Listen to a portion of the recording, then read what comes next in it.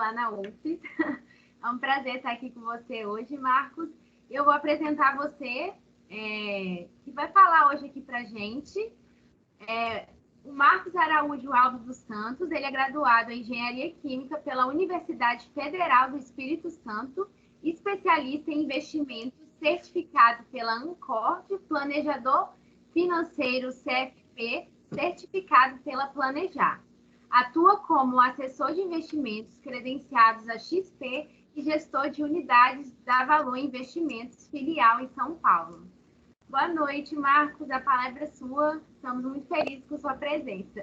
Legal, Rayane. Obrigado, Bruno, aí também pela recepção. Boa noite para todos que estão aí nos acompanhando. Todo mundo me escuta bem, né? Tá chegando legal aí para você, Rayane, para o Bruno também. Maravilha, turma. Então, eu vou até dispensar a apresentação, Rayane super bem fez esse papel, né? Então, sou engenheiro de formação, assim como muitos outros engenheiros foram para o mercado financeiro. Comecei minha jornada no final de 2015 para início de 2016, na Valor Investimentos, que é uma empresa 100% capixaba. Opa, tem alguém com fone aberto aí. E aí, turma, voltando aqui ao bate-papo em si, né? Deixa eu compartilhar, só ver se está liberado para mim. Ah, estou liberado. Show de bola. E daqui, vamos lá. Show de bola, turma. Então, como a Rayane bem fez, já fui apresentado. É um prazer estar aqui com vocês hoje, tá? É sempre um desafio gigantesco. Alguém mudou aí, né? Foi? Todo mundo vendo minha tela direitinho? Depois só me dá um ok, Bruno e Rayane aí. Certinho, Marcos. Show de bola. Show de bola. Ó, gente, não esqueçam de desligar o microfone quando entrar. Mesmo quando entrar, acha que está desligado, sempre dá um confere, tá bom? Show de bola. Obrigado.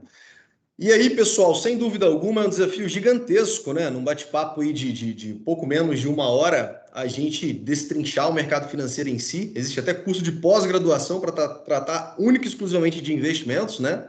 Mas, de qualquer maneira, a ideia aqui hoje é trazer um básico, tá? Para norteá-los aí nas próximas decisões. Acho que a classe médica em si é uma classe que passa por bons momentos na vida, mas em muitas ocasiões encerram a terceira e melhor momento de vida ali em condições menos favoráveis do que tiveram ao longo da vida, né? Então, quem sou eu para puxar a orelha de vocês? Mas uma boa recomendação de cuidarem bem ao longo dessa jornada de vocês, de seus recursos, para que possam, enfim, ter lá um terceiro e melhor momento de vida mais confortável e mantendo o padrão de vida em si. Tá? Contando bem rapidamente aqui da Valor, tá? Nós somos uma empresa que cuida de patrimônio de famílias há 18 anos, estamos hoje com 215 colaboradores, eu fui o 24º a fazer parte desse time em si, então deu para crescer quase 10 vezes desde que eu entrei. São mais de 3 famílias que a gente atende, e essas famílias somadas, elas estão próximo de 7 bilhões de reais hoje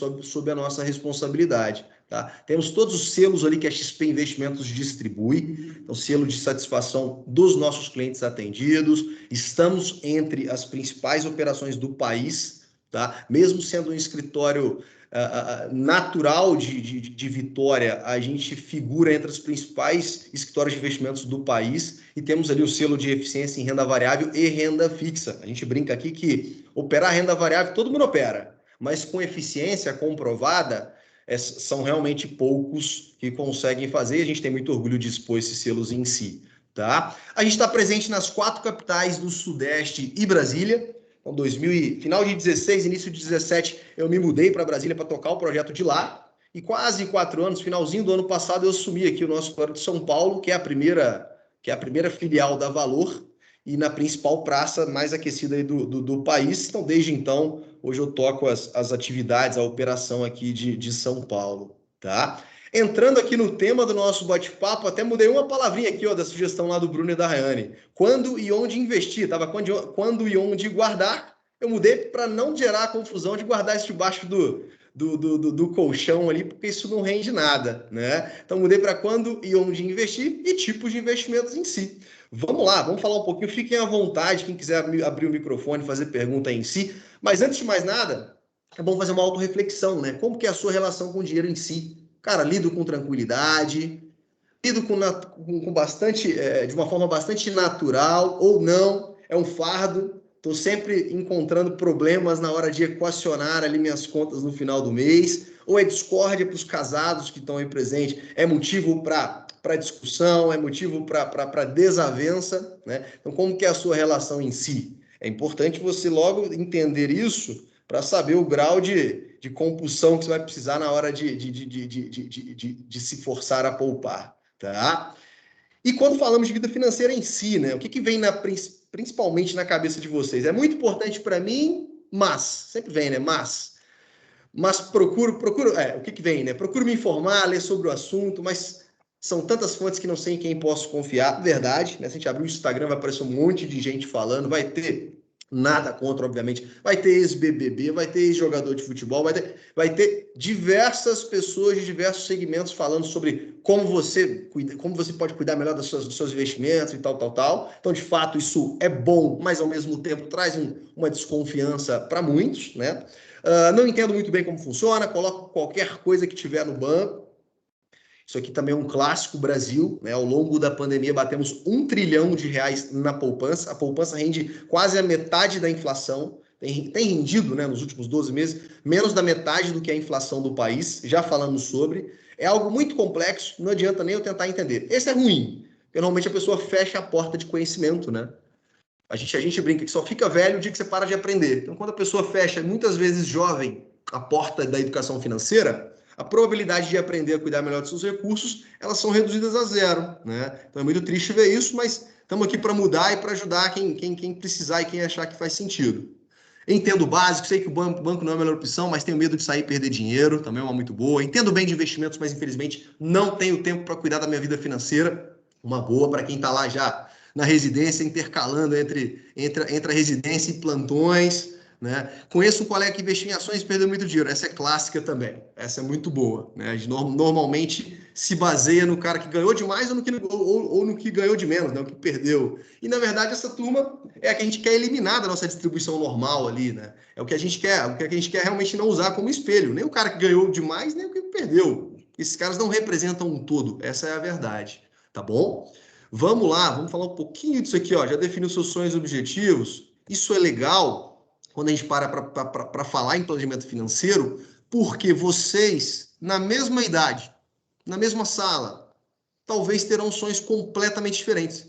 O que é ter uma velhice mais tranquila, o que é hoje a prioridade da família e educação com filhos, o outro que não, quer praticar a medicina, mas muito em breve abrir um outro negócio, o outro que acumula para viajar, o outro que vive o sonho da casa própria, bem típico do brasileiro também, né? Isso é muito importante porque isso vai definir a forma que você vai selecionar os ativos que vão compor a sua carteira em si. Isso aqui é importante ressaltar, porque viver muito, será que isso é um risco? Será que isso também é um risco? E a gente sabe que é, tá? Olha só, o número mundial, apenas 2% dos idosos conseguem se sustentar sozinhos na velhice. Os outros 98% precisam de de ajuda em geral, sejam ela da família, sejam ela do governo, sejam ela, enfim, né? 98% no mundo não consegue se sustentar sozinho. E no Brasil, o número ainda é pior. Tá? Esse IBGE foi de 2018, por ter colocado aí, mas no Brasil era ainda pior. 1% dos aposentados conseguiam se manter com suas contas próprias. Isso é um reflexo de um país como o nosso, que tem muito precária a educação financeira. Né? As pessoas, em tese, lidam muito mal com o dinheiro ou como a forma que se planejam. Né? Isso aqui, ó, também do censo de 2018, projeta-se uma população acima de 50 anos de 73 milhões de brasileiros até 2035. Ou seja, o que isso significa? Né? Significa uma previdência social com maior potencial de estourar, de ter uma ruptura e não conseguir honrar com seus compromissos. Né? Ou seja, pessoal, se a gente chega lá na frente, se a gente planeja aí para os próximos 30 anos, chega lá e o INSS deu conta de honrar o compromisso dele, que bom, ótimo, felicidade para todos. Mas se não deu, vai deixar esse destino na mão de um terceiro? Ou a gente que vai cuidar dele? Né? Então, projeta-se que 35% da população brasileira dependerá de recursos acumulados ao longo de uma vida. tá? Então, isso é muito importante ficar atento, porque se hoje 1% apenas consegue se manter, se seguir essa projeção e nada for feito, a probabilidade disso cair para 0,5% é até maior, né? Então, um pouquinho de dados estatísticos para vocês, só para situar um pouco de como que está o nosso país distribuído por aí. O que é a ideia do planejamento financeiro em si? Né? É você ter ciência de onde que você está e conhecer pontos fortes e fracos, justamente para que você explore de fato esses pontos em si, né? E onde que você quer chegar, cara? Vocês estão se ganhando capacitação para se tornarem médicos, por exemplo? Talvez alguns vão conseguir fazer a vida no mundo de influencers, por exemplo. Mas a turma que quer ganhar capacitação na área da saúde e espera ganhar dinheiro com o varejo, pode ser que tenha muito mais dificuldade do que um cara formado em administração que está acostumado a tocar business em geral, né? Então, por isso que é muito interessante já ressaltar os pontos fortes, porque é dele que vai vir, de fato, o sucesso no seu ofício, o sucesso na profissão, né? E a ideia do plano em si é que vocês, em várias ocasiões, consigam checar até que ponto vocês estão. Se o meu sonho é chegar na Europa, estou saindo de um barquinho aqui de São Paulo, aqui de Vitória. Cara, se você não planeja e não está ali consultando o tempo todo se está no pace correto, você pode chegar no final das contas na África. Nada contra a África, mas você planejou chegar na Europa, tem que ser na Europa, porque é o seu plano maior. Né? Então, a ideia de um planejamento é que vocês consigam o tempo todo.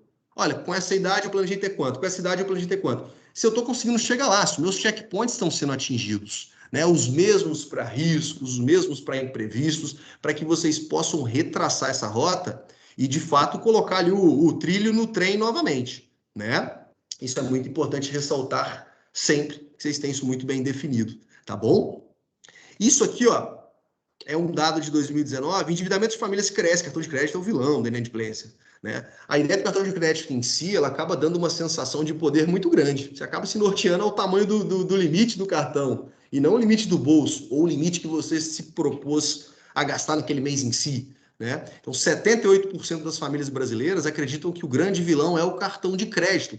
E elas acabam, visto que é endividamento, elas acabam pagando juros de cartão para instituições financeiras. O que isso quer dizer para a gente pagar juros em si?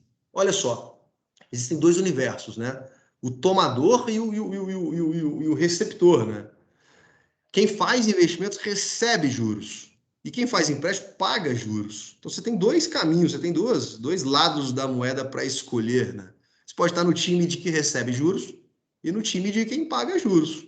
Né? Hoje a grande maioria dos brasileiros está no time de quem paga juros. Então, se a gente não quer fazer parte da estatística, a gente vai ter que realmente saber utilizar os juros ao nosso favor em si. E a gente até brinca aqui no mercado em si que juros são a oitava maravilha do mundo. Juros compostos, né, propriamente dito. Porque o que eles fazem no longo prazo é algo realmente absurdo, tá? Trouxe aqui agora alguns exemplos práticos para a gente ter ciência e entender um pouco melhor como que os juros compostos funcionam em si. Então, bem rapidinho, olha só. Considerei 3 tipos de investidores para a gente conversar aqui.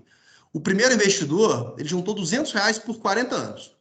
Então, 40 anos vezes 240 meses, né? Opa, perdão. R$200 durante 40 anos, esse cara colocou 96 mil em investimentos, em aportes, sem falar em rentabilidade. O perfil B, ele juntou R$1.000 por 20 anos. Esse que é o cara de 240 meses. Né? Então ele aportou 240 mil do próprio bolso. Ele deixou de gastar R$1.000 durante 20 anos, ele deixou de consumir, ele juntou 240 mil. Tá? E o terceiro perfil, R$3.000 durante 10 anos, 120 meses. Ele acumulou 360 mil. Ele colocou isso, né? Até a diferença que eu brinquei com vocês de investir e não guardar, porque esse aqui é a turma do guardou. O primeiro guardou 96, o segundo guardou 240 e o terceiro guardou 360. Então, o C, ele guardou 15 vezes mais do que o A. O B guardou 5 vezes mais do que o B. Né? Os aportes foram muito maiores, se pararem para ver.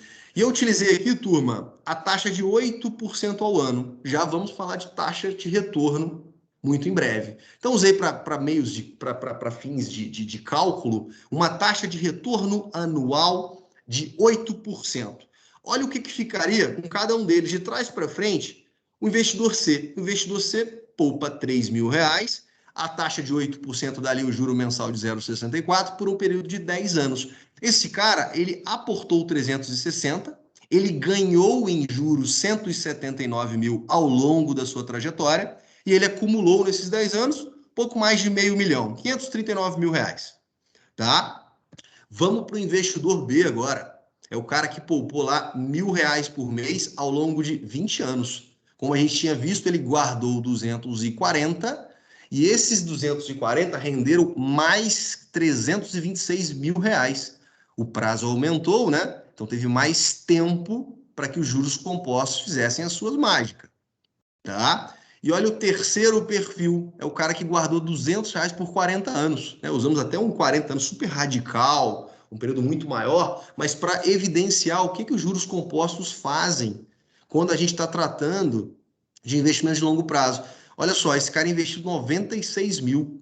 Ao longo de 40 anos, esses 96 mil renderam 540 mil. E o acumulado foi de 636 mil. Então, esse foi o cara que menos despendeu recursos, porque ele começou um trabalho muito antecipado. Né? Quando a gente compara, por exemplo, ó, o perfil que poupou R$200 e o perfil que poupou R$3.000, a gente consegue evidenciar que o total de ganho em juros compostos de um foi bem superior ao outro.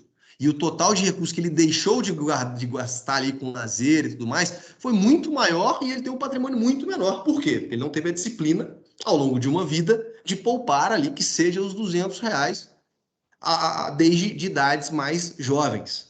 Tá? Olha agora o efeito de um aporte inicial. O que é o aporte inicial, Marcos? É o cara que já tinha acumulado, depois que ele viu lá o bate-papo de planejamento financeiro e tudo mais, ele já tinha um recurso. Então, o ponto de partida dele foi com R$10.000. Olha a diferença que deu quando a gente coloca as mesmas métricas, os mesmos valores mensais, os mesmos juros mensais, com o mesmo período aí de 40 anos. Olha a diferença de juro que deu em si. Ao invés de 96, ele investiu ao longo da vida 106, só que o acumulado, os juros compostos, agiu sobre um patrimônio maior desde o início, que deu um total de ganho de juros de R$744 mil. Total de 850 mil. Isso é muito legal. E olha como que potencializa quando a gente muda, basicamente, o valor de início. Opa, a gente colocou um pouquinho mais agressivo. Agora começou com R$30 mil que ele tinha acumulado até aquela precisa data. Né? Olha a diferença que fica no valor final, quando ele já parte de um momento inicial um pouco maior. Por que eu trouxe essa palestra bem voltada a construir patrimônio? Assumindo que vocês estão no início de uma trajetória, muitos ainda nem estão economicamente ativos, né? Você ter ciência de que qualquer coisa acumulada ao longo de uma vida dá uma diferença absurda no final dela, traz um pouco mais de consciência, traz um pouco mais de hábitos de consumo em si, que lá no final das contas a gente vai identificar o quão benéfico isso foi na nossa vida em si. Mas, em suma, esse terceiro perfil, o cara acumulou 1.277.000, investindo R$126 mil, tá? Começando, obviamente, com 30 mil. Legal isso aqui, né, turma? Então, basicamente, fazendo um resumo, né? Começar a investir com o que tem, fazer aportes recorrentes e adiar o consumo para consumir muito melhor depois. Tá? Vocês vão ver que não é abrir mão de uma vida, não é abrir mão de uma vida para poupar recursos em si, mas saber, basicamente, que o mais importante é que você se pague antes. Primeiro de criar o hábito, né? Nesse slide anterior, até a gente fala muito com as famílias em si, ó, não adianta nada, às vezes um médico recém-formado, tudo mais, cara, não adianta nada você vir aqui e falar assim, ó, me ajuda a ter uma rentabilidade não de 8, mas de 15. Porque se ele não fizer o papel dele de fazer aportes recorrentes, esse 15 de nada vale. Até poderia ter trazido isso aqui para vocês, mas como é super corrido, não dá para usar muitos exemplos. Mas, por exemplo, o cara que tem R$300 mil hoje e quer uma carteira que renda, e o cara que não tem nada hoje, mas que poupa bem. O cara que poupa bem, ele vai muito à frente do cara que já tem 300 mil. Porque o segredo em si está em fazer aportes recorrentes. O cara que tem R$10 mil e poupa 1.000, cara, cresce 10% o patrimônio dele no mês seguinte, só dele de 10 mil para 11, cresceu 10%. Que investimento vai dar 10% no mês? Nenhum. Então, assim, não adianta ele focar em alocação no curto prazo, ele tem que focar em ter o hábito de poupar, buscar ter maiores receitas, buscar ter uma despesa controlada, é muito mais voltado para esse nível de detalhe, tá? Isso aqui é legal. A gente brinca que é a regra de ouro de todo cara bem-sucedido. né? Porque, olha só, você tem lá sua receita de 100%. Se você retira 20% para investimentos, você vai conviver com o resto em si, né? A gente paga tudo, cara. Tudo quanto é despesa, a gente vai lá, aqui, tá com todo mundo certo, tá com todo mundo lá, mas você nunca se paga. Cara, quem o eu lá do futuro, eu tenho que pagar o momento ocioso desse cara lá na frente. Ou eu posso esperar que o INSS faça, né? Aí você bota assim, pô, eu defino meu futuro, ou eu deixo que alguém defina, né? Você partindo da ideia de ser o protagonista da história, você se paga lá da frente, você paga o Marcos lá da frente, se a Rayane, o Bruno lá da frente. Essa é a ideia principal. E aqui, turma, tá fazendo as ressalvas, aqui não é ter a sensibilidade de que, assim, terão famílias que não vão conseguir realmente fazer isso. Então, o cara talvez não vá conseguir 20, mas o cara que poupa zero, se ele passa a poupar 5, já é muito melhor do que o cara que poupa zero, porque ele acha que não é o momento, porque daqui a pouco ele vai ganhar mais e ele vai estar mais apto, tá? Aqui a gente tem super sensibilidade para entender cada um, mas 99% dos casos o cara consegue sim fazer a reserva dele, a gente vai falar de reserva de emergência em breve, e muito mais assim, vejo quanto eu tenho, vou lá e gasto o que eu tenho, do que vejo o que sobrou pós-investimentos, porque é a minha prioridade, e gasto o que sobrou. Cara, tem os outros 80 para equacionar suas contas ali, tá? E aí, novamente, turma, estamos aqui falando com uma turma de medicina, uma turma que provavelmente tem uma família estabilizada ao ponto de conseguir pensar em investimentos, pensar em praticar isso lá. Tá? Tem sensibilidade também que tem pessoas que não vão ter essa possibilidade por outros motivos, né? A realidade do nosso país é outra. Então, vocês tendo a possibilidade, não percam isso simplesmente por falta de conhecimento ou por disciplina de achar que o momento de poupar vai chegar. Ah, vai chegar, vai chegar, vai chegar. A gente fala muito isso aqui dentro para o jovem profissional. Cara, você quer ser um profissional de ponta, você tem que ser desde o primeiro dia que você chega. Não vai virar uma chave daqui a 10 anos, você vai, pô, virei um profissional bom. Não, cara, já se enxergue da maneira que você quer ser. Então, você nunca vai ser isso lá na frente, né? E agora, então falamos alguns conceitos aqui, como que a gente investe em si, né? O quando nós já falamos, espero que todos tenham entendido. O quando nós já falamos. Agora e o agora em si, né? Um pouco de alguns conceitos para vocês terem ideia e até trazendo para aquela taxa que nós usamos, nós usamos 8% de retorno ao ano. Isso é muito? Isso é pouco? E aí, né? Vamos olhar um pouquinho. Por outro lado, aqui compartilhando um pouco até dos nossos desafios diários aqui. Por que dos nossos desafios diários? Muitas vezes, o Jorge, a Kelly e o Fábio chegam aqui com a mesma dor. Ah, cara, eu quero que meus rendimentos melhorem, eu quero que meus investimentos rendam mais e tudo mais. Só que, na verdade, eles estão inseridos em contextos financeiros completamente diferentes. Então, o Jorge, 23 anos, recém-formado, provavelmente não é em medicina, né? Não sei se daria tempo. Não possui patrimônio relevante, iniciou seu primeiro emprego, está começando a criar reservas financeiras. Kelly, de 38, já é mais madura, publicitária, 38 anos, já possui alguma reserva financeira, continua poupando para o futuro, pensa em fornecer uma boa educação aos filhos. Ó, começam a ter as prioridades. O Fábio é executivo, 55 anos, possui um patrimônio grande, se preocupa com a saúde e eventuais emergências da sua família. Pensa em sua aposentadoria. Ó, mesmo sem conhecê-los com mais detalhes, a gente já tem alguns indícios do nosso lado aqui, como profissional, que cuida de patrimônio de famílias, já tem alguns indícios do que fazer com essa turma em si. Mas todos vocês vão concordar que as carteiras dessa turma vão ser bem diferentes, né? O conceito por trás pode ser semelhante, né? De tratar bem o dinheiro, de cuidar bem na hora de fazer consumos em si, mas a hora da alocação, um vai estar voltado a ganho de patrimônio, o outro vai estar voltado a ter renda recorrente, a ter renda mensal, né? Isso aqui é um pouquinho, né, super clichê se vocês pararem para pensar, quem já olhou e tudo mais. Por que a gente acha muito superficial, né? Um perfil conservador, moderado e agressivo. Peraí, já esqueci o nome dos rapazes ali, mas o Fábio e o Jorge, os dois podem preencher lá o teste de perfil ali da corretora, do banco, e os dois darem agressivo. Opa, tem aqui uma sugestão de carteira agressiva, vamos montar a carteira do Jorge e do Fábio de maneira semelhante, ok? Não, claro que não está ok. Cara, são perfis completamente diferentes. E é o que acontece hoje no setor bancário, né? Acaba que os profissionais têm um volume muito grande de clientes para atender e tudo mais, acaba sendo tudo mais padronizado. O cara preencheu ali, deu agressivo. Tá aqui, ó, toma a carteira, essa aqui que o banco está orientando que você faça. peraí, cara, mas o Fábio e o rapaz ali, esqueci o nome de novo, será que esses caras têm o mesmo contexto financeiro? Pô, o Fábio tem filho, o outro não tem, o Jorge está precisando de recurso. São completamente diferentes as carteiras desses dois, mesmo que o perfil tenha dado mais agressivo. Né? Vai depender muito do horizonte, do que cada um consegue poupar e o que cada um tem de objetivos de curto, médio e longo prazo. E aqui já entrando nesses pilares, né? Entrando um pouquinho nesses pilares em si.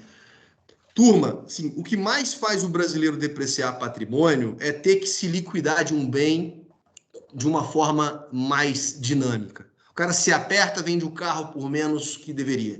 O cara se aperta, vende uma sala comercial.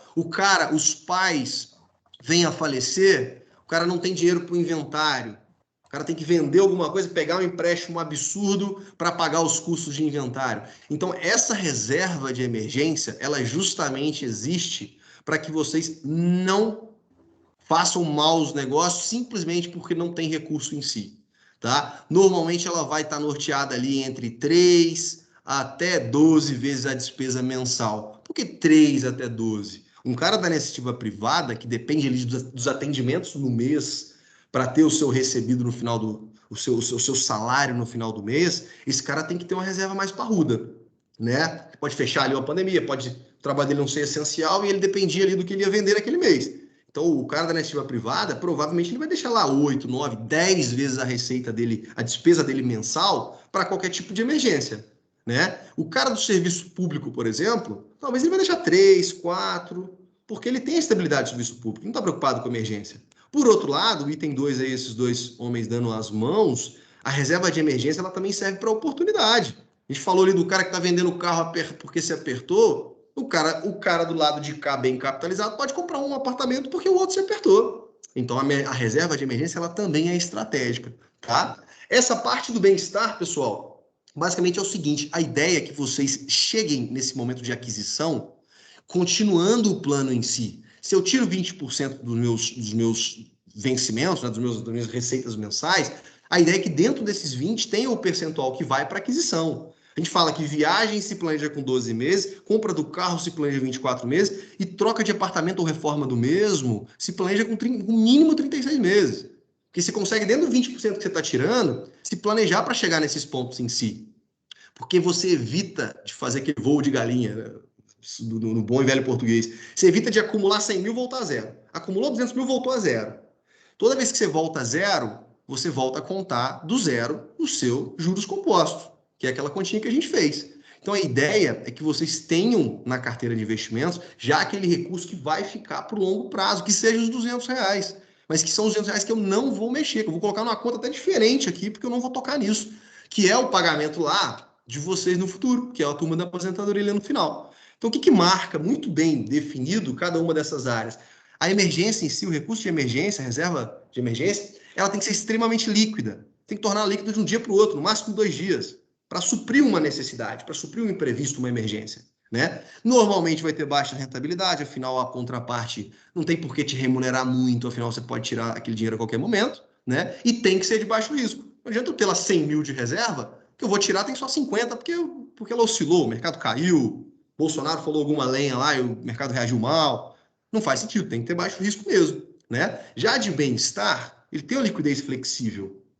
Né? Por quê? Você vai fazer uma reforma de um apartamento e vai planejar a compra do apartamento em 4 anos, é mais interessante você fazer investimentos para 3, 4 anos e ter uma liquidez reduzida nesses primeiros 3 anos, mas com rentabilidades melhores, do que você deixar tudo em liquidez. Então você passa a ter um pouquinho melhor rentabilidade, já pode assumir riscos um pouquinho maiores, afinal não é nada de emergência, você não vai precisar desses recursos para nada, absolutamente nada, você se planejou para isso, né? Até chegar até onde que o nosso trabalho dá a maior diferença, que é o recurso de longo prazo.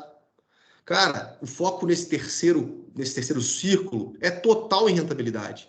Não interessa a liquidez. Ah, tem que travar por um tempo muito maior. Não interessa, o nosso foco é rentabilidade nesse ponto. O risco pode ser o risco de renda variável, deixei abreviado o RV aí, porque esse cara vai usar esse recurso daqui a 20 anos, 25, né? Ou o tempo que cada um tem ali para tirar o pé do acelerador, pendurar as chuteiras. Né? Mas é onde a gente consegue pleitear rentabilidades superiores. Tá? Isso é muito importante ficar definido, porque você passa a buscar rentabilidades maiores, visto que não interessa o que vai acontecer no curto prazo em si. Isso aqui é legal de comentar, turma. Vocês vão ver esse gráfico em alguma ocasião, principalmente quando formar. Vão ter uma porrada de corretores de seguro procurando vocês, justamente porque vocês não têm patrimônio suficiente para manter uma família ou padrão ao longo dessa fase adulta. Vai acumular lá mais no final. Mas, basicamente, de baixo para cima, olha só, esse cara de vermelho, vamos travar ali, vamos supor que ele ganhe nesse eixo Y aí de dinheiro, vamos supor que ele tem um salário de 20 mil reais. Esse cara de vermelho é o cara que consome todos os meses, e aqui no eixo Y são os meses, né? Pensa que cada mêsinho ali, vai andando para a direita, é um mês. Esse cara, ele não acumula capital. Ele recebe 20 e gasta 20. Não se engane, é muito bem provável, vocês conhecem alguns colegas que já se formaram, já estão no mercado de trabalho, que ganham 30 e gastam 35. Ou ganham 40 e gastam 40. É comum, tá? A profissão é bem traiçoeira, então é importante que vocês tenham essa maturidade desde o zero. Mas seguindo a linha de raciocínio aqui do exemplo, essa linha de vermelho é o cara que a vida inteira ganhou o recurso e consumiu dentro de um mês. O que acontece lá nos 60 anos, por exemplo? Ele parou no 20 porque ele nunca cresceu junto com a inflação, que não é crescer, é manter a equidade de compra. Mas por que vai decrescendo? Primeiro, porque se ele depender só do INSS, ele vai aposentar com um teto de aposentadoria, que não vai ser nem perto do que ele ganhava antes. Segundo, que mesmo que ele aposente com o que ele ganhe, a inflação acumulada num país emergente como o nosso, normalmente ela é superior do que o nosso gasto. A nossa inflação medida pelo IBGE, ela não leva em consideração, por exemplo, o dólar, não leva a tecnologia em si, pra vocês repararem, uma troca de um celular cada vez mais caro, a troca de um computador, a troca de um carro. Então não leva em consideração isso. Então, mesmo que ele aposente com os 20, vamos assumir que ele aposente com os 20, o que acontece até lá no longo prazo? Esses 20 não pagam mais o padrão de vida desse cara e ele é obrigado a reduzir o padrão de vida. Tá? Então ele é obrigado, ele já vai lá encaminhar para o final da vida, hoje tem custos normalmente mais elevados com medicamentos e tudo mais, tendo um padrão inferior. E aí que entra um outro índice que vocês vão saber dizer muito melhor do que eu, que é a depressão na terceira idade, quantidade de idosos angustiados e tudo mais, aí já até saindo da minha expertise, né? Mas são coisas muito relacionadas, em grande parte, a um órgão muito sensível que nós temos, que é o bolso, né? Está completamente relacionado isso em si. O segundo perfil aí, turma, é o cara que não sabe muito bem o que ele precisava poupar para manter o padrão de vida, mas ao mesmo tempo ele tem consciência de poupar, ele poupa todos os meses. Ele vai construindo o patrimônio. Por que todo mês está subindo ali o salário dele, vamos dizer assim, o dinheiro dele? Porque além do recurso que ele tem, o que ele poupou rende alguma coisa. Então, pessoal, cada vez mais, mesmo que ele ganhe os mesmos 20 mil ao longo de uma vida, se ele poupa, ele tem uma parte do seu patrimônio rendendo e crescendo compatível, no mínimo, com a taxa de juros do país. Se ele pode ser que ele não chegou ali no patamar que ele precisava para viver uma aposentadoria bacana. A gente só vai pensar em deixar a herança para alguém quando tiver os netos, né? Que aí você vai pensar assim, putz, eu queria tanto ajudar esse menino a estudar fora e tal, mas não tenho como ajudar, né? Então, esse segundo caso é o cara até menos problemático, porque querendo ou não, ele não vai precisar de ajuda de terceiros. Ele vai consumir todo o recurso que ele teve que ele acumulou ao longo de uma vida, mas pelo menos ele vai conseguir tocar a vida dele, ser independente, ser autônomo ali na terceira idade, né? Mas ele vai consumir, não vai sobrar absolutamente nada para herdeiros em si. Esse caso de verde é o cara que sabe exatamente o que ele tem que poupar, o que ele sabe quanto que ele tem, quantos milhões ele vai ter que ter para que esses milhões rendam uma coisa no mês e ele consuma os juros desses rendimentos. Já líquido de inflação e por aí vai, né? Então esse é o cara que fez um planejamento voltado à aposentadoria e sabe que ele vai poder manter o mesmo padrão sem abrir mão de consumir o patrimônio em si. Ele não vai precisar consumir o patrimônio dele em si, tá bom? E aqui até comentando um pouco até onde a gente vai, né? A gente acompanha a assessoria em si até mais ou menos a hora que o cara vai pendurar as chuteiras, né? E a ideia de cada etapa em si, acumulação, mais rentabilidade, aqui a etapa de proteção de risco. Poxa, quantos anestesistas vamos ter aqui, por exemplo? Poxa, se esse cara tem um acidente e perde a mão, por exemplo, pode ser que o resto da vida esteja comprometido. Então, esse cara vai fazer uma gestão de risco para que ele tenha uma proteção a esse tipo de risco que ele tem hoje, que é o quê? De ficar imparcial. tem um certo tipo de validez. Então, a assessoria patrimonial completa vai colocar todos esses assuntos em evidência. Vai ser bem explicitado o que ele precisa. Vamos lá agora no onde, então, investir, né? Coloquei aqui renda fixa para a gente começar a falar bem rapidinho da turma e trouxe alguns exemplos práticos, só para vocês pensarem assim. E até coloquei um X na poupança, porque é uma opção de renda fixa, mas para não considerar como investimento. Como eu disse, batemos R$1 trilhão na poupança, rendendo menos que 2% ao ano. Tá? A inflação acumulada nossa nos últimos 12 meses está em 6 ponto alguma coisa. Então, o cara que colocou 100 mil na poupança e está com 102, ele não compra mais o que 100 mil comprava há 12 meses atrás. Vamos ter um tópico de inflação, a gente fala bem rapidinho. Tá? Mas a renda fixa, só para ficar super claro, a renda fixa não é necessariamente o que vocês vão saber lá na frente, o que terão. A renda fixa é que tem condicionado o que é a rentabilidade de vocês. A minha rentabilidade está condicionada à taxa brasileira. Se o Banco Central vai subir ou vai cair, pode mudar a rentabilidade da minha renda fixa, porque ela está condicionada a juros. Então não quer dizer que a renda fixa, tá, vai saber, vocês vão conseguir adivinhar exatamente o que vai ter lá em 3 anos. Não necessariamente. Tem até essa opção, mas não todas. Tá? A renda fixa ela tem a condição previamente estabelecida. Você sabe exatamente a regra de remuneração desses ativos em si. Você pode fazer direto, via um tesouro direto, quem emprestar dinheiro para a União, para os cofres públicos. Você pode fazer via CDBs, quem emprestar dinheiro para banco. Você pode fazer via LCIs e LCAs, que é fomentar o setor imobiliário, o setor do agronegócio. São isentos para pessoa física os rendimentos das LCIs e LCAs. Tá? Fundos de renda fixa são comunhão de investidores para pleitear taxas superiores. Exemplo, tem uma diferença grande do Marcos chegar num banco e falar que fulano tem aqui 1 milhão, o que você consegue para mim? Um fundo de renda fixa pode chegar lá com 1 milhão de Marcos, com 1 milhão cada um, e falar, cara, tô com um bi aqui, nem sei se dá um bi, tá? Fiz conta rápida aqui. Tô com um bi aqui, o que você consegue me dar? Vocês concordam que o poder de barganha desse cara vai ser muito maior do que o Marcos, pessoa física? Vai ser muito superior, né? Então, também são opções de investimentos em si, tá? O que eu trouxe aqui que é super importante, e quem já investe já vai ter ouvido falar, que é o CDI, Certificado de Depósito Interbancário. É a taxa que os bancos usam para se emprestar dinheiro, é uma referência para a gente. Ela está diretamente influenciada da taxa Selic. Quando vocês estão lá assistindo um Globo News, por exemplo, vê lá, o Banco Central aumenta juros do país em tanto. É essa taxa que lastreia, essa taxa que referencia os ativos indexados à CDI. Hoje, o nosso CDI está em 4,5% ao ano, tá, turma? Mas começou em 2% ao ano. Então, lá em janeiro, quem investia numa taxa Selic rendia 2% ao ano, tá? Hoje está em 4,5%, deve chegar próximo a 7% até o final do ano, porque o Banco Central está subindo o juro para conter a inflação. Tá bom? Então, quando a gente quer medir a rentabilidade de investimento, a gente compara ao CDI, o rendimento indexado da CDI, né? Um rendimento de renda fixa. Normalmente fala assim, mas quantos por cento do CDI rende a sua aplicação? Ah, rende 4,5%. 4,5% é o próprio CDI. Então, quanto rende a sua aplicação? 100% do CDI. Estou entrando aqui um exemplo prático. Tirei isso aqui ontem à noite para montar, acabar de atualizar aqui a apresentação de vocês. Olha só. Só a títulos de exemplos, e até a XP Investimentos, que é a corretora que a gente atua, tá? Vários bancos diversos, bancos de maior expressão, bancos menores, até o banco do BS2 aí, ó, se tiver algum flamenguista na sala aí, 119% do CDI. Opa, então se o CDI for para 10%, eu tenho 119% dessa taxa, 100% da taxa são 10%. Eu tenho mais 19%, eu vou ter mais 1,9%, então meu rendimento vai ser de 11,9%. Né? Com a taxa atual de 4,5%, isso vai dar aí 7%, vai, um pouco menos. Opa, vai dar bem menos, 5 pontos alguma coisa, né? Vai dar 5 pontos algum quebrado. Né? Então, assim, é importante que vocês entendam porque é uma forma de escolher a rentabilidade. Se eu acho que o juro vai subir, eu vou pegar um percentual do CDI. Porque se o juro acontecer igual lá na Argentina e for 50%, quem investiu nesse banco BS2 vai render quanto? 119% da taxa. Se a taxa for para 50%, vai render mais 19% de 50%. 50% mais 19% de 50%.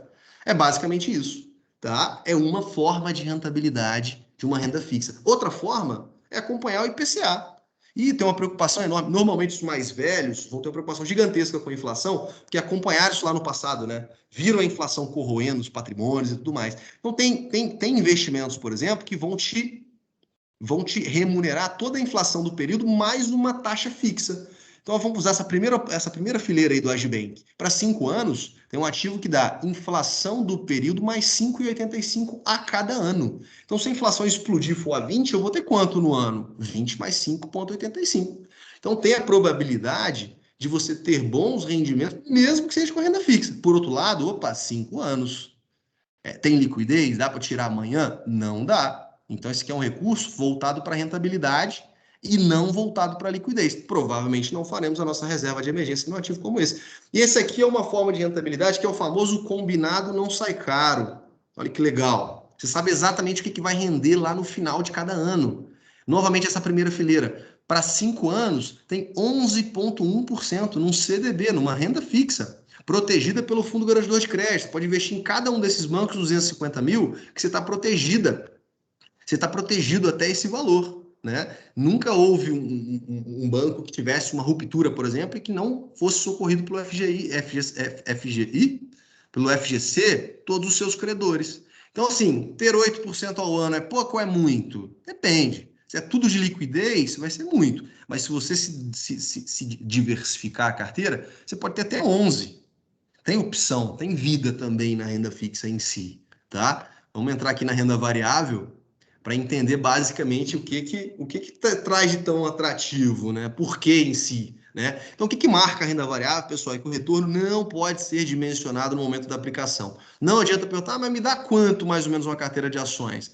Aí você tem que voltar para a pessoa e falar, mas vai subir quanto essa empresa? Quanto que você acha que essa empresa que você está comprando vai faturar no ano que vem? Aí falar, como é que eu vou saber? Aí você vai responder, como é que eu vou saber também quanto vai variar? Porque as ações vão variar de acordo com o crescimento das empresas que você está se tornando sócio, né? Então, você pode fazer diretamente comprando no Ibovespa, na Bolsa de São Paulo, ações das companhias que você quiser, ou pode fazer por meio de fundos de ações. Opa, eu vou confiar num gestor de ações para selecionar as opções que ele acha que faz mais sentido para mim. Como que eu avalio se esse cara é bom? Eu vejo o histórico dele, eu vejo quantos bilhões ele tem sob os cuidados, quanto ele cuida, né? São formas de você entender um pouco mais quem é aquele cara que você está confiando nesses investimentos em si. Esses fundos são auditados, tem toda a segurança jurídica de que o recurso não vai desaparecer, mas ele pode oscilar? Lógico que ele pode estar abaixo do que você colocou, pode, a sua carteira cair, normal, faz parte. Novamente, é só ter um problema político ali, ou ter uma guerra, alguma coisa que faz essas empresas terem uma redução na sua expectativa de lucro.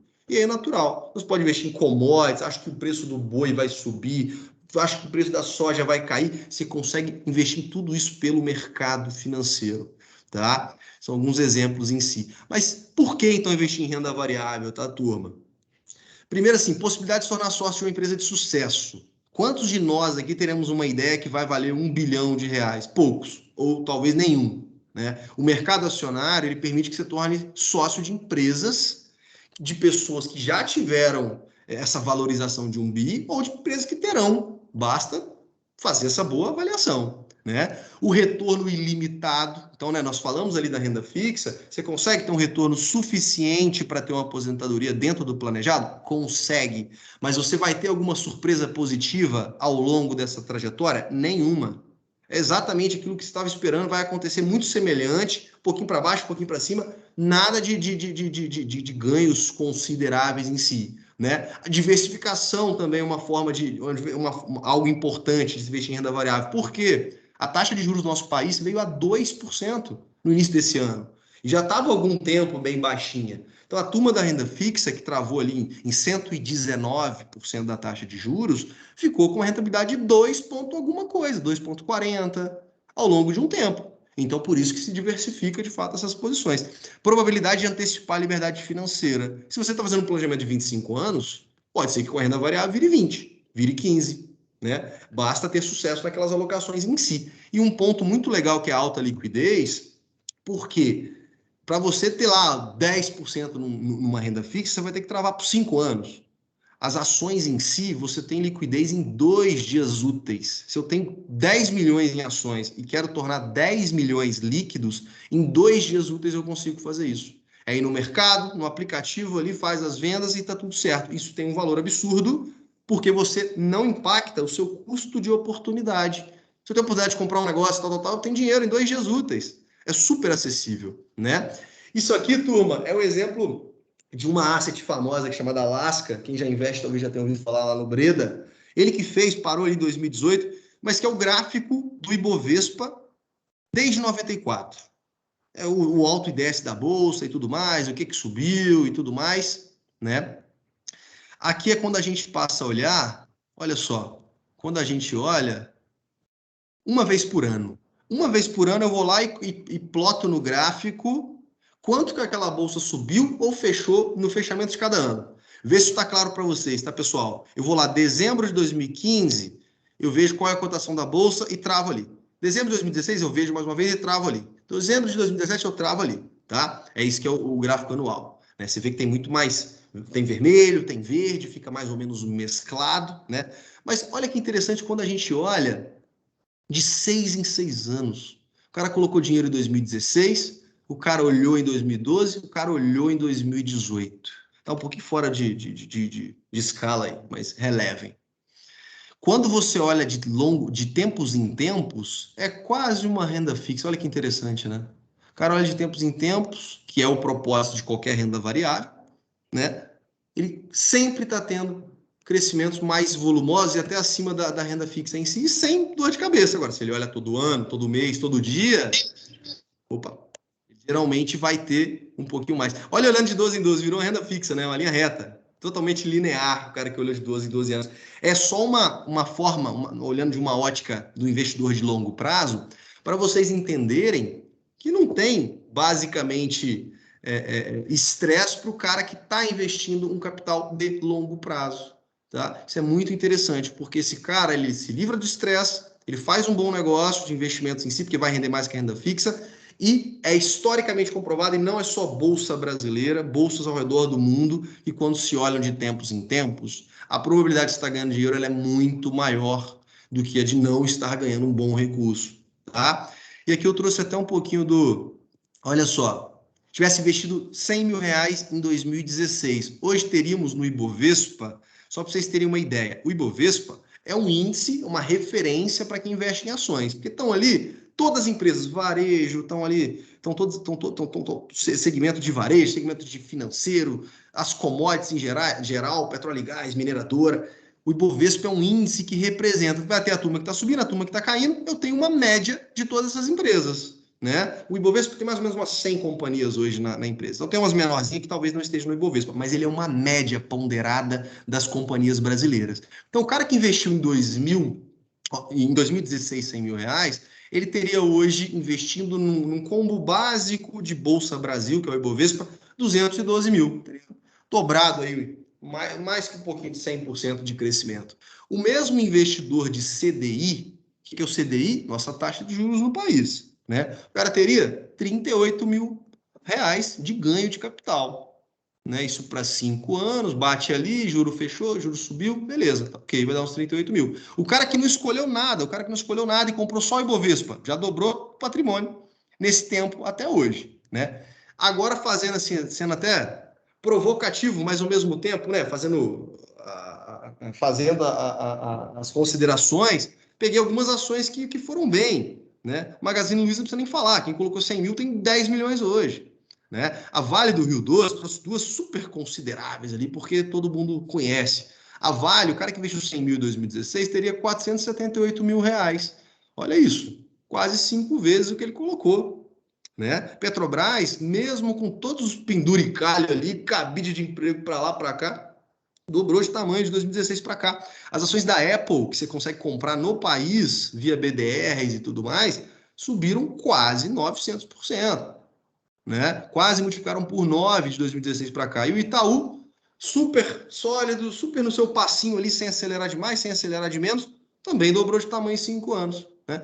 Para mostrar que, obviamente, terão ali algumas empresas que não tiveram sucesso, com certeza. Mas quando a gente olha o Ibovespa, que é a média das empresas listadas na Bolsa, a gente vê que, na média, o capital dobrou em 5 anos. Né? Se eu não quero fazer nada de excepcional, fazer só o básico, eu consigo ter ali 212 contra 138. Ah, Marcos, terão anos ruins? Claro que tem anos ruins. A gente já tem tanta coisa, né? Coisas mais recentes que vocês vão lembrar. Impeachment da Dilma, Joesley Batista em 2017 delatando o Temer, 2018 greve dos caminhoneiros, 2019 não sei o que teve, mas normalmente tem alguma coisa, 2020 não precisa nem falar o que teve, uma avalanche gigantesca no mundo. Então, assim, com tudo isso, bateu a renda fixa, né? E eu mostrei, assim, que tem como ter bons resultados dentro da renda fixa. Por que que eu falo isso, né? Porque o cara que é extremamente conservador, ele vai ter sucesso também. Só que ele vai ter que seguir fielmente ali o planejamento dele em si, porque ele não vai poder vacilar ali nos aportes, porque ele não pode esperar nada de excepcional, ele não pode esperar nada de excepcional na vida dele, porque ele é um investidor de renda fixa. Ele não sabe exatamente quanto vai fechar, mas ele não espera algo além do normal.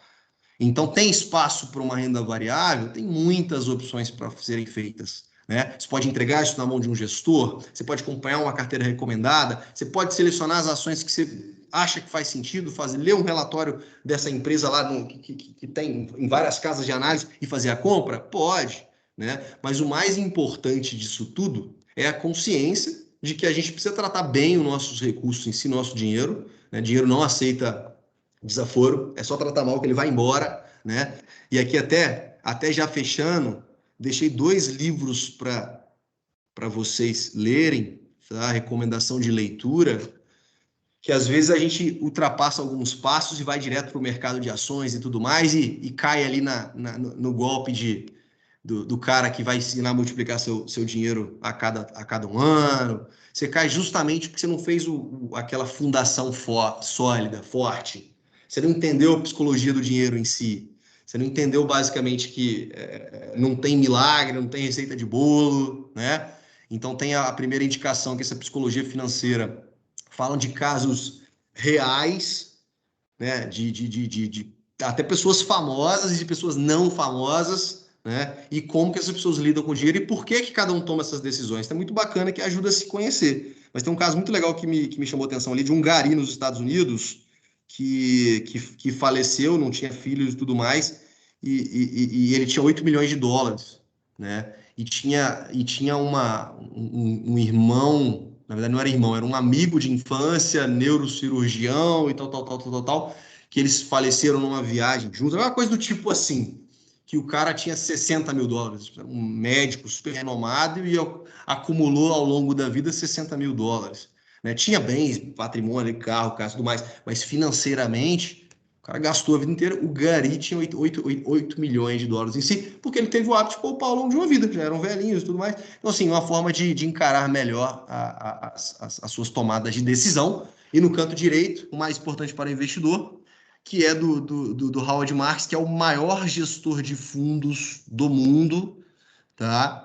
Agora é o momento jabá, né? Tem fundo dele na XP, então quem quiser procurar tem lá os Oaktree, que são fundos do Howard Marks, e é basicamente uma referência no mercado, e ele tem excelentes lições para tratar a ansiedade, o cara que quer demais e que vai acabar tendo de menos porque ele está querendo demais na hora errada, debate bem ali a ambição contra a gana. Ambição é importante para todo mundo que quer crescer na vida. A gana é que te faz tomar decisões erradas em si, tá?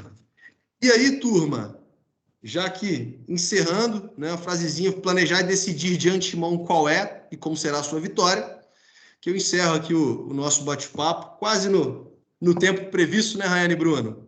E no mais é isso, agradecer vocês, parabenizar por estar aqui até essa hora fazendo esse bate-papo com a gente e espero que vocês tenham gostado. Deixa eu voltar a ver vocês aqui. Boa, voltei. Gostamos sim, Marcos. Foi muito bom a sua palestra. Estamos todos felizes. Foi excelente. Muito, muito bom. Já tive até retorno de algumas pessoas. Já quero sair investindo em tudo. Bora! Mas já que o marido sabe mexer com isso, meu Deus. Valeu! Bom mesmo, Marcos. Nós Poxa, temos que bom, cara. perguntas. É mesmo? Vamos lá. Quem está ditando o ritmo aí são vocês. Eu já estou encerrando por aqui. Fica à vontade. Aqui, eu vou ler umas perguntas que me mandaram pelo WhatsApp. Primeiramente, nossa, palestra muito boa, sério. Gostei muito, tá? Obrigado, cara. Aqui. Muito Que obrigado bom, mesmo. obrigado, turma. Valeu mesmo. Aqui, me mandaram 4 perguntas. O Guilherme mandou umas perguntas aqui para mim no WhatsApp. Eu vou ler, perguntas muito boas. Deixa eu ler essa aqui primeiro. Primeiro, como escolher e administrar os aportes mensais em Tesouro Direto? Aí ele exemplificou, Tesouro IPCA 2025, Excelente. 2025. E quando optar, essa eu gostei muito, e quando optar por um fundo de investimento em vez de renda fixa? É isso. Perfeito. Ótimas perguntas em si. Olha só, basicamente a ideia principal do Tesouro IPCA, ótima escolha, tá? Ótimo, já fica de antemão assim, o elogio em si, né? Eu acho que o principal, o que vai determinar se é um IPCA 2035, 2040, alguma coisa do tipo, são as suas possíveis resgates, são suas possíveis utilizações para aquele recurso, tá? Porque, exemplo, poxa, vou me formar em 2026, a título de exemplo. Eu não posso pegar um título de 2035, porque eu posso sair no momento ruim, inclusive ter um pouco menos do que eu coloquei, mesmo sendo renda fixa, tá, pessoal? Então fica esse ressalvo, porque o Tesouro Direto, acho que o Guilherme fez a pergunta, né? Se ele reparar, tem altos e baixos. Porque o Tesouro Direto, ele garante no vencimento uma certa rentabilidade. Se você sai antecipado, você vai sair ao valor de mercado, ao humor de mercado. O que significa isso? O que estão pagando em si, né? Indo para o segundo ponto, então, sim, respondendo a primeira, casar com as utilizações de você. Marcos, é para minha aposentadoria. Pega o mais longo e seja feliz. E todo aporte que você fizer, Guilherme, vai ser corrigido a patamares atuais. O que isso significa? Né? Se eu compro um pouquinho inferior, eu vou comprar daqui a pouco um pouquinho melhor. Daqui a pouco eu compro mediano, compro melhor de novo. Quando você faz os aportes mensais, você elimina a boa entrada. Ah, quando que é bom para entrar? Bom para entrar é agora, cara. Entra agora e entra sempre. Dessa maneira, você consegue ter um preço justo de entrada e compatível com o mercado, ok? Só para acelerar, que eu vi já a mensagenzinha ali que 19,10 tem que ir para outra. Em relação a fundos de investimento, tá. Ah, não precisa não? Ok. Fundos de investimento são renda fixa. São duas coisas, né, pessoal? Eu investo direto, eu viro credor de um banco, ou credor de uma empresa que está emitindo um título de dívida, ou invisto via fundos, tá? Quando você faz direto, muitas vezes a contraparte vai te exigir um tempo. 5 anos de investimento, 6 anos de investimento, 10, 15 anos de investimento. Fundos de investimentos não tem um tempo para você ficar, tem um tempo para resgatar. Exemplo, um fundo de resgate D mais 30 dias pós-resgate. Eu posso passar 3 anos nele. Se eu precisar do resgate, vou esperar 30 dias. Eu posso passar um dia nesse fundo. Solicitei o resgate, no 31º vai estar em conta. Então, assim, é muito mais adequar ao que vai te dar conforto. Exemplo, talvez jovens como vocês são, travar algo para 10 anos vai trazer um desconforto. Poxa, mas eu posso precisar, eu posso não precisar. Então, entre uma liquidez num fundo, num CDB, algum crédito privado, talvez um fundo vai atender melhor. Tá? Porque ele vai dar ali, mesmo com liquidez, 120 do CDI, por exemplo. É um pouco disso, tá bom? Espero ter respondido, tá, Guilherme? Show, excelente. Rapaz, as perguntas duplicaram. Tem bastante. Legal. O Vinícius também quer falar, depois... Esse Vinícius é meu parente em Araújo Santos, pô. Também sou Araújo Santos. Tem um Alves no meio, mas sou Araújo Santos. Ah, nossa, que coincidência. Vinícius, Total. Mas se você quiser mandar sua mensagem, o Vinícius que estava com a mão levantada até abaixou, se você quiser mandar sua mensagem no chat, ou quando eu acabar de ler as perguntas, eu deixo você abrir o microfone, beleza? Só para não perder o pique, deixa eu continuar lendo as perguntas aqui. Tem uma outra muito boa também. Com o status social que o médico tem, assim que formamos, recebemos aqueles lindos cartões Black dos bancos e um excelente score de crédito, por suporem que seremos bons pagadores e recebemos um bom salário. Como usar esses benefícios, entre aspas, ao nosso favor? Uma pergunta do Guilherme. Perfeito.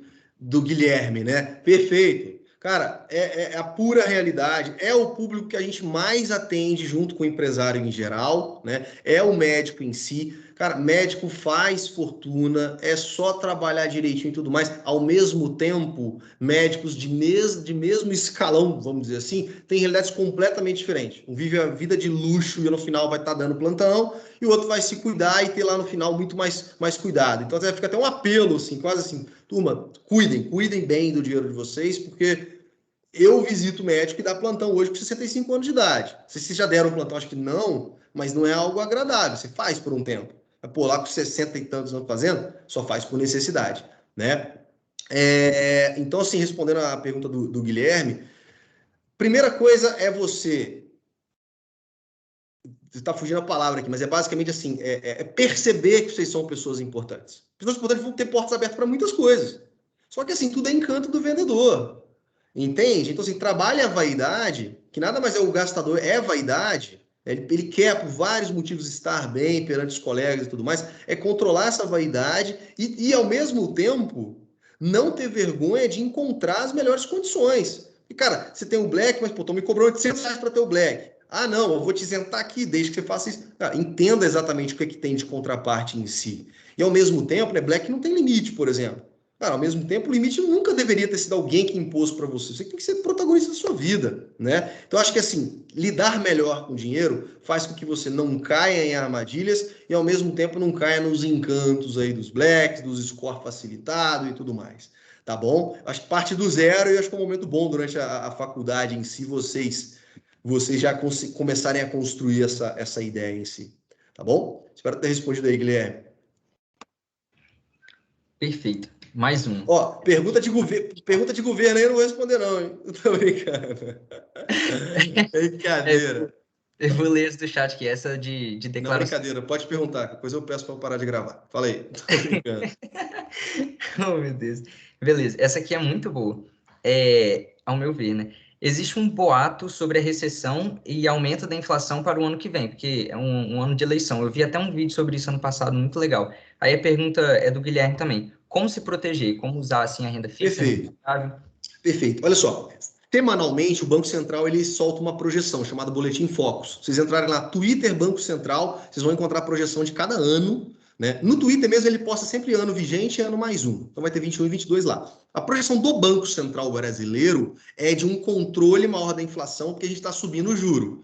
Quando você sobe juro, o seu preço o preço do dinheiro aumenta, fica caro tomar crédito. Aí, em tese, você consome menos, abaixa a inflação em si. Mas eu, Marcos, tenho sérias dúvidas se a gente vai segurar a inflação, sim, tá? Então, assim, a própria queda que a Bolsa teve na semana passada, que foi até julho, né? Foi fechamento de julho, veio do receio de estourar o teto de gastos públicos, porque ano que vem é ano de eleição a gente sabe que é populismo à vera, né? Então, isso, populismo é gasto público é inflação novamente. Né? Então, assim, eu acredito que não vai ter essa deflação que o Banco Central está projetando. Afinal, o cara que projeta toda semana, ele consegue subir toda semana 0,5 e daqui a pouco está a inflação lá em cima novamente.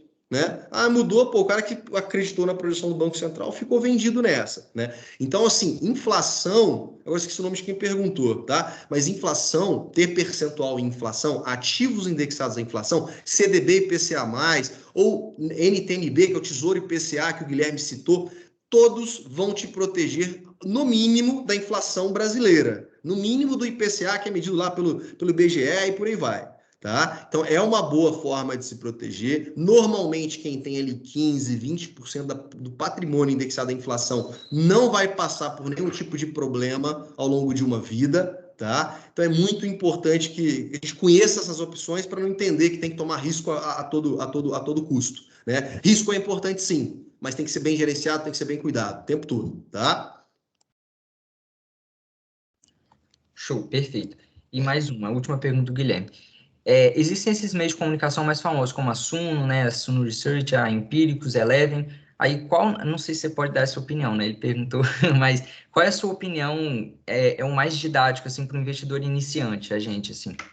Legal, cara, legal. Muito bom. Olha, eu acho assim, a turma de research da Empíricos é muito boa. Eu acho que eles se perderam na estratégia, isso está sendo gravado, espero que vocês tratem bem esse vídeo. Mas eu acho que eles se perderam em algum momento e ficaram muito mais marqueteiros do que uma empresa de bom conteúdo. Tá? Me protege aí, Ryan, não deixa eu divulgar isso não. Mas assim, os caras viraram muito mais um marketing de guerrilha, de venda, assinem aqui, tá aquele barbudo lá o tempo todo. Se os caras focam em análise, eles iam conseguir os seguidores em si. A Betina é da Empíricos, da turma. O Bruno aí, corta isso aí, pelo amor de Deus. Tá? A Betina, aquela, como com R$ 1.000 eu virei milionária, é da Empíricos, entendeu? Então, assim, eu acho que isso. Não, isso eu não vou poder falar, não, tá? Mas eu acho que eles poderiam prestar um serviço melhor sem ter um marketing sensacionalista. Respondido? Agora, a indicação em si, acho a sua num trabalho sério, super sério. São os melhores para tudo? Não, não são. Acho muito bons em fundo imobiliário, acho que fazem boas análises. Por outro lado, em alguns casos, acho a Levante, talvez vocês nem conheçam, é uma menorzinha, acho séria. Pouco ego, muito risco, que é bom. Aí o Bruno comentou do Thiago Reis, show de bola. Os caras são bons, são sensatos e tudo mais. Né?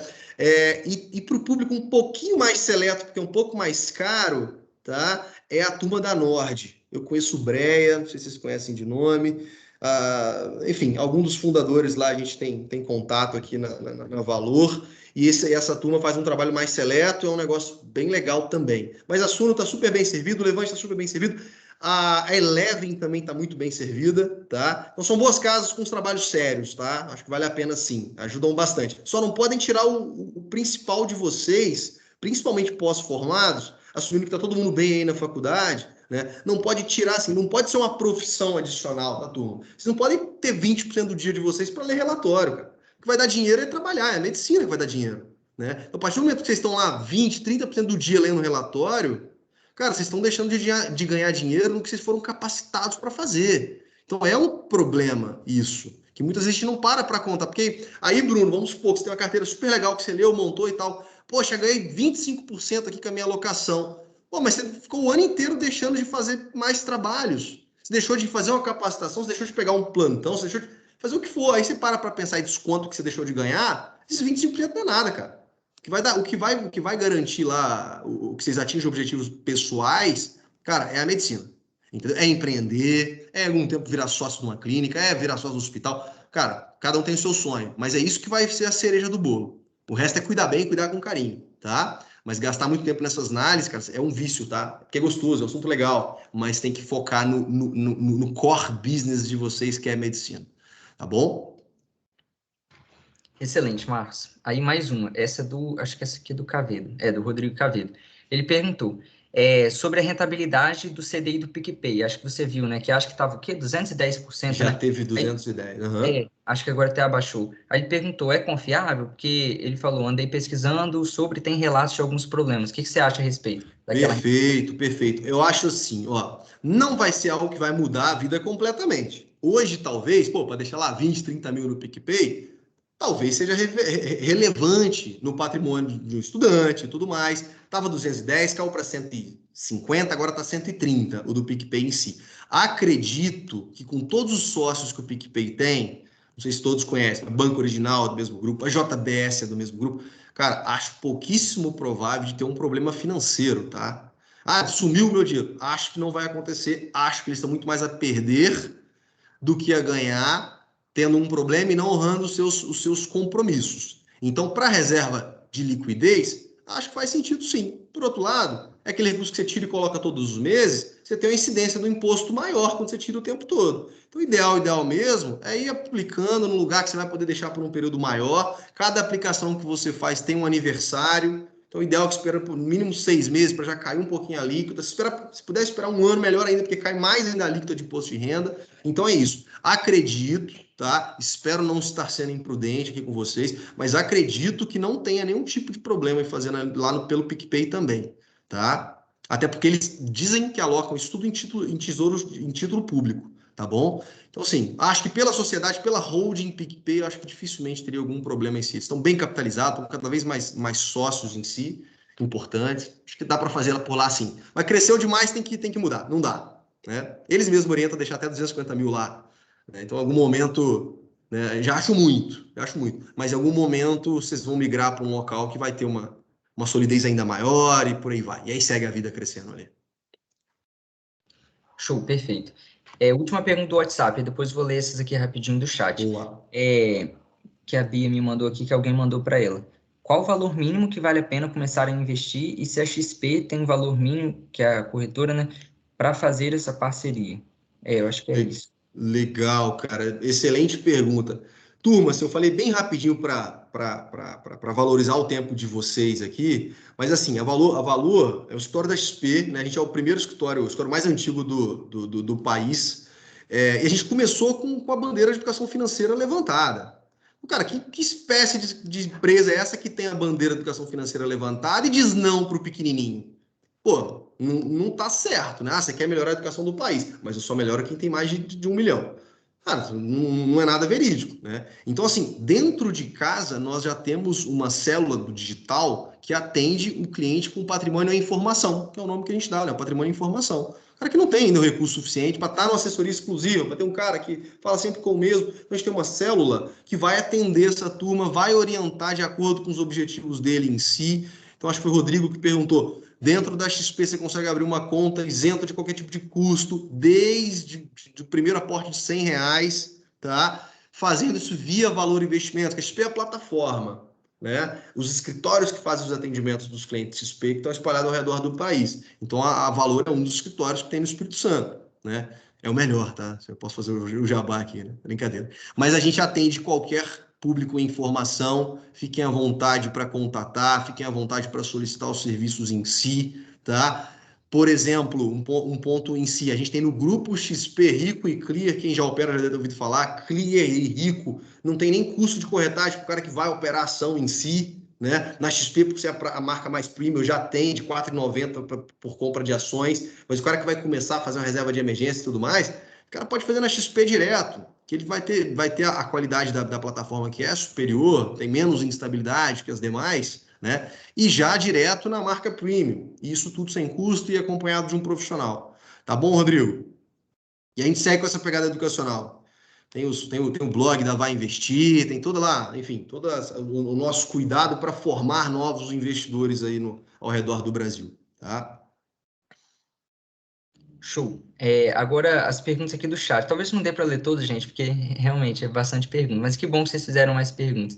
Depois a gente pode ver o que a gente pode fazer, colocar talvez depois da próxima palestra. Mas tem umas aqui que são muito importantes. Por exemplo, essa aqui da declaração de imposto de renda. Como funcionaria a declaração desse tipo de investimento para o governo? Sim, brevemente, como é que funciona a declaração do imposto de renda?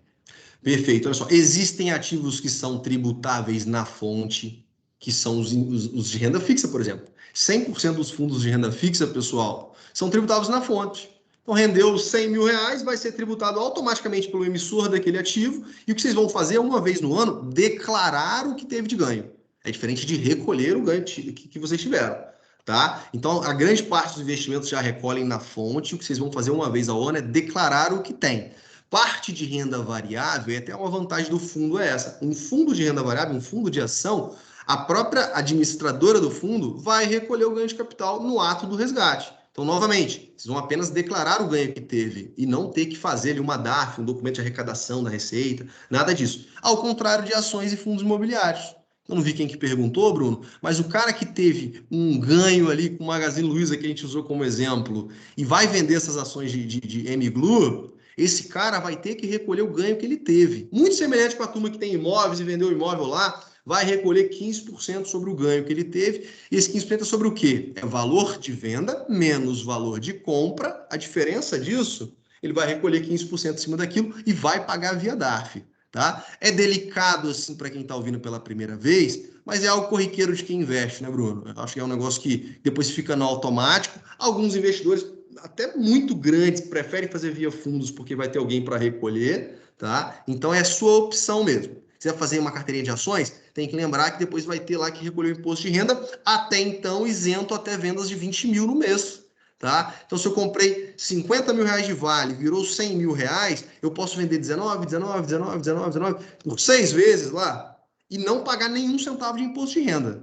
Tá bom? Essa parte tem bastante blogs e alguns vídeos para vocês assistirem, porque a parte tributária ela é um pouquinho mais delicada, até foge um pouquinho da nossa alçada, que entra ali na capacidade, na capacitação de contadores em si, mas a gente, por estar no mercado há tanto tempo, a gente sabe fazer, faz para a gente mesmo, então acho que eu consigo até ajudar nesse ponto em si, tá bom? Show. E aqui, a Bia até me deu uma ideia aqui, que tem umas perguntas aqui um pouco mais técnicas específicas. Boa. Aí vocês podem mandar lá no Instagram do Marcos. Show, Marcos? Pode ser? Pode sim, turma. Aí eu vou Fiquem à fazer. vontade. Show. Só vou fazer mais duas perguntas aqui que acho que vão acrescentar bastante para a conversa. O Matheus aqui perguntou: quais os sinais de que um fundo de investimento vai falir ou ter uma queda muito brusca? Tem algum sinal que a gente possa perceber assim na bolsa? Legal. É uma pergunta boa, embora seja um evento quase o cisne negro ali, né? Você sabe que não existe até existir. Então é muito semelhante ao cisne negro. Você nunca se vê, mas pode acontecer. Então, né, é só aparecer o primeiro que acontece, né? Mas assim, normalmente, eu esqueci o nome de quem perguntou. Quem que foi? É o Bruno. Matheus. O Matheus. Normalmente vai despencar o patrimônio líquido sob gestão, tá? Se quiser de curiosidade, aí tem um fundo que despencou que chama Murano. Você dá uma olhadinha lá. Despencou, vai só diminuindo, o número de cotistas vai diminuindo. Então, vai despencar o número de cotistas. Cara, você nunca quer ser o último do negócio. O último a sair apaga a luz, né? Então, você começa a ter esses indícios em si e você consegue avaliar. Mas são eventos muito raros, tá? Embora existam, são eventos muito raros que acontecem aí, enfim, com pouquíssima frequência, tá bom? Mas tem os indícios. Vê patrimônio líquido sob gestão, número de cotistas e até um pouco da performance. Dá uma olhada na performance, porque tendo mais queda pode acentuar a evasão de clientes e por aí vai, tá? Show. E última pergunta aqui que a gente elencou, do Gustavo. Boa noite. Acha viável ativos não geradores de caixa, como o Bitcoin? Acho que entra aqui qualquer criptomoeda. Eu não sei também se coisas de lastro, assim, acho que ouro. Ouro, Mas ele falou prata, né? especificamente do Bitcoin. Perfeito, perfeito. Olha, eu acho assim, tá? A gente nunca pode virar ou fechar os olhos para nada que seja inovador. Nada. Tem no mínimo entender o que é. Você pode até estudar e não gostar. Opção sua. Né? Mas no mínimo, a tecnologia do blockchain em si, ela é muito interessante. Se vai ser via Bitcoin, se vai ser via Ethereum, se vai ser via uma moeda que o Banco Central criou, eu não consigo te dizer. Eu só acho que o blockchain ele vem para ficar. Cara, assim, é um negócio absurdo que a gente tem hoje. Eu tô vindo aqui para falar mal de tudo, né? Vocês vão pegar essa gravação. Mas, assim, é um absurdo o sistema de cartório hoje nosso. Tem que validar, tem que ir lá pegar uma declaração, tem que ir lá pegar uma... Você imagina se tudo fosse validado via blockchain, né? Você ganha agilidade, você deixa a folha mais leve das empresas, você tem um país que vai prosperar muito mais, porque ficou mais leve de tributo e tudo mais, né? Então, assim, a tecnologia de validação automática ela elimina, e não é assim pensar pelo lado ruim, tá, pessoal? Nossa, mas vai eliminar tantos empregos e tal. Não, cara, você vai deixar a máquina menos desinchada e você vai proporcionar que novos negócios sejam feitos. E deixando mais leve, as pessoas vão consumir mais, porque sobrou mais dinheiro. Então, assim, você volta a girar a máquina da economia normalmente. Né? Se fosse, a gente nunca pensaria em ter uma melhoria em sentido nenhum, né? Em nada. A gente estaria tecendo roupas em artesãs até hoje. Né? E não, cara, tem que vir para melhorar mesmo, tem que vir para ficar cada vez mais democrático. Né? Então, respondendo, eu acho assim, você ter como proteção, porque leu bastante e achou interessante, eu acho válido. Não dá para ter um percentual do patrimônio super relevante. Então, talvez se tiver algum investidor de Bitcoin e fique até chateado comigo, mas, ao meu ver, né, da forma que eu me formei, me estudei e tudo mais, eu acho que é super exagerado ter mais do que 10% do patrimônio em um negócio que ainda está em fase de provação, tá? E aquilo, cada um tem a sua medida, né? Ninguém mede o risco do outro. Então, Marcos falando é uma coisa. Talvez o cara tenha plena consciência que ele vai ter o risco de comprar 100% do patrimônio dele em uma moeda digital. Beleza. Mas, assim, é um negócio que infelizmente, por conta de vários motivos, a gente está exposto a muitos problemas. Acho que foi a China que proibiu o uso de Bitcoin agora. Cara, e se outros países fizerem a mesma coisa? Eu acho super errado. Eu acho que se proibir é sempre o pior caminho. Mas e se fizerem? Eu não posso, eu, Marcos, com as minhas responsabilidades como um adulto, eu não posso comprometer um percentual grande do meu patrimônio, porque eu conto com isso para outros planos. Né? Então, acho que eu acho que é bom senso a palavra. É bom senso, alocar de acordo com cada um pode se expor em si, né? Mas para os que acham que é uma grande balela e que acham que não faz sentido algum, eu sugiro que reveja o pensamento e que nunca vire o rosto, os olhos para algo novo, tá? Tudo que vem para disrupção, né? Falasse lá 10 anos atrás que não teríamos mais locadora, turma de Vitória ali para cima da Flash Video, assim, se falasse que não teria mais, cara, ninguém ia acreditar. Então, assim, o novo vem para substituir o defasado. Então, fiquem atentos à tecnologia, fiquem atentos, isso serve no ofício de vocês e tudo mais, né? Então, acho válido sim, tá, Bruno? A gente entender um pouco mais e usar como alocação, mas que seja um negócio saudável. Que seja que assim, eu posso ter uns 50% de queda aqui do nada, porque a Ásia inteira bloqueou. Cara, eu posso ter? Posso. Então, beleza, cara. Compra o risco aí, faça seu jogo, né? Mas não comprometa mais do que você pode expor, tá? Show. E só mais uma pergunta do Vinícius, porque ele tinha até levantado a mão, tadinho. Ele perguntou qual é a sua opinião sobre dois livros, né? A Lógica do Cisne Negro e também Antifrágil. Você até citou o Cisne Negro aí. Também do Taleb, né? Os dois, acho que os dois são do Taleb. Tem tanto tempo que eu li esses livros, mas que coincidência boa, né? Cara, sensacional. Eu acho assim, ó, para um primeiro livro, para quem tá cru, pô, tô aqui focadaço na medicina e tal, para ler um livro como esse, vai ser cansativo. Vai ser muito filosófico, vai ter muito conceito que não vai ser fácil de assimilar, tá? Assim como aquele Investidor Inteligente do Graham. É um livro que você, putz, que chato, né? Agora, o cara que já investe e começa a ler, é fantástico, eu adoro, cara. Acho super aplicável, acho que tem várias lições que podem ser tiradas de todos os dois, tá? E foi até um exemplo que eu usei aqui, né? Ah, isso nunca vai acontecer, até que aconteça. Fala muito isso lá no Cisne Negro, né? Pô, nunca que vai ter uma segunda onda, até que venha a segunda onda. Nunca vai ter a quarta onda, até que venha, cara. Então, assim, é isso que a gente tem que se preparar. E o Taleb fala também, não lembre qual dos dois livros, tá? O seguinte, vou falar com outras palavras, mas a ideia é essa. O cara que se prepara para os momentos ruins o tempo todo, ele está fadado ao fracasso, tá? Porque a grande maioria das coisas se formam e aparentam ser muito piores do que elas serão. Para tudo. Tá? 90% do problema de vocês vão se resolver sozinhos, você já preocupou antes dele acontecer. Tá? E em relação a se preparar para momentos ruins, o cara que saiu da Bolsa em 2016 porque impeachment, instabilidade do país, realmente perdeu o boom de 2016. O cara que saiu da Bolsa porque os irmãos batistas lá no evento da JBS delatou o Temer, esse cara perdeu o rally de 2017, que a Bolsa fechou super bem. O cara que saiu da Bolsa porque teve greve de caminhoneiros em 2018, perdeu o rally também de 2018. Então, o cara que se prepara para o pior sempre, ele vai perder todas as boas oportunidades. É melhor você ser pego por um avalanche igual foi 2020 e permanecer posicionado do que você sair simplesmente toda vez que der uma dorzinha de barriga. Entendeu? Então, um pouquinho disso, tá? Esse é um pouco da minha filosofia em si. Acho que quem investe talvez vai pensar um pouquinho semelhante, mas é um pouco das práticas e ensinamentos do Taleb aí. Show de bola, turma! Show. Tem mais perguntas muito boas, até falaram para falar da tributação dos dividendos, mas a gente, infelizmente, precisa agora ir para a segunda palestra, tá bom? Mas a gente está muito feliz, esse assunto dá para ficar falando aí a noite inteira. Eu, particularmente, gosto muito, mas queria te agradecer bastante pela palestra, Marcos, muito boa mesmo. Sério, a gente tem que ter mais palestras dessas, tá bom? Legal, cara. Obrigado, meninos. Parabéns a todos aí que estão organizando esses encontros em si. Foi bacana pra caramba estar com vocês aqui.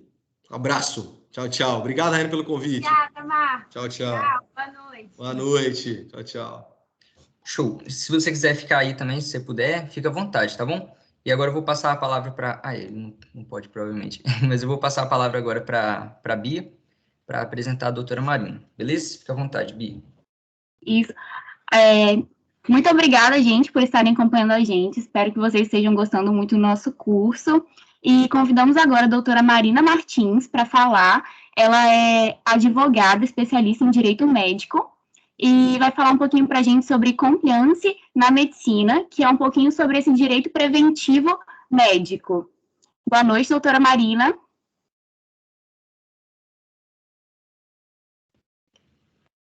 Tá conseguindo ouvir a gente, Marina? Que ela já está aqui na... Indo, tô conseguindo. Vamos lá. Boa noite.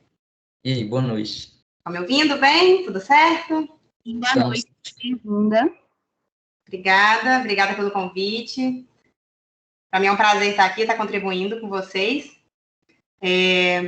Posso dar continuidade, começar